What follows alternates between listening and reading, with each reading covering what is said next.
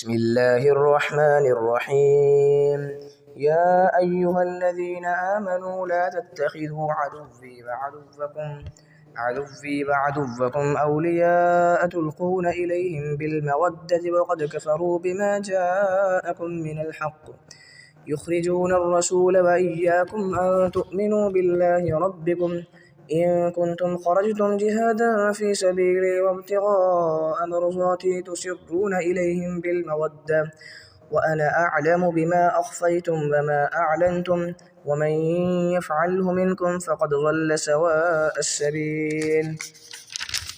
إن يثقفوكم يكونوا لكم أعداء ويبسطوا إليكم أيديهم وألسنتهم بالسوء وودوا لو تكفرون.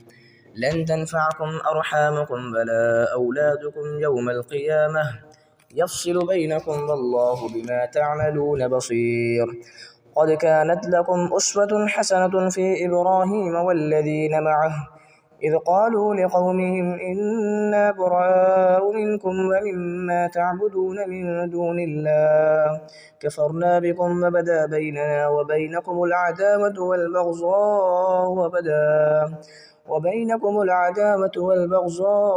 أبدا حتى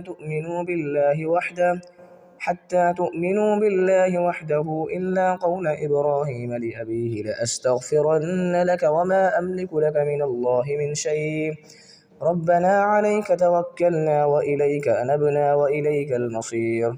ربنا لا تجعلنا فتنة للذين كفروا واغفر لنا ربنا إنك أنت العزيز الحكيم. لقد كان لكم فيهم أسوة حسنة لمن كان يرجو الله واليوم الآخر ومن يتول فإن الله هو الغني الحميد. عسى الله أن يجعل بينكم وبين الذين عاديتم منهم مودة والله قدير والله غفور رحيم. لا ينهاكم الله عن الذين لم يقاتلوكم في الدين ولم يخرجوكم من دياركم أن تبروهم وتقسطوا إليهم إن الله يحب المقسطين. إنما ينهاكم الله عن الذين قاتلوكم في الدين وأخرجوكم من دياركم وظاهروا على إخراجكم أن تولوهم ومن يتولهم فأولئك هم الظالمون. يا أيها الذين آمنوا إذا جاءكم المؤمنات مهاجرات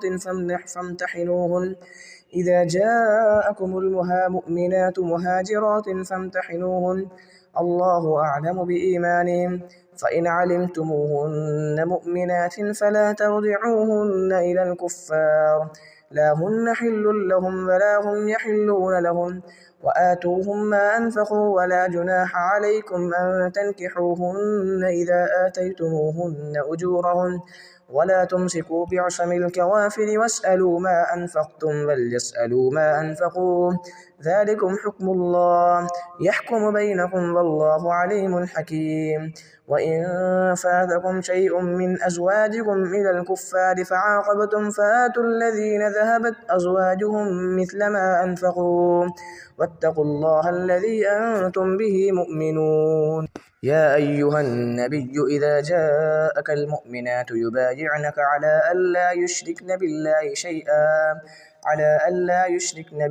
شيئا ولا يسرقن ولا يزنين ولا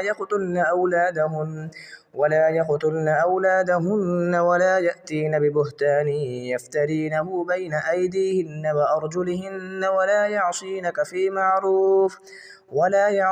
في معروف فبايعهن واستغفر لهن الله إن الله غفور رحيم.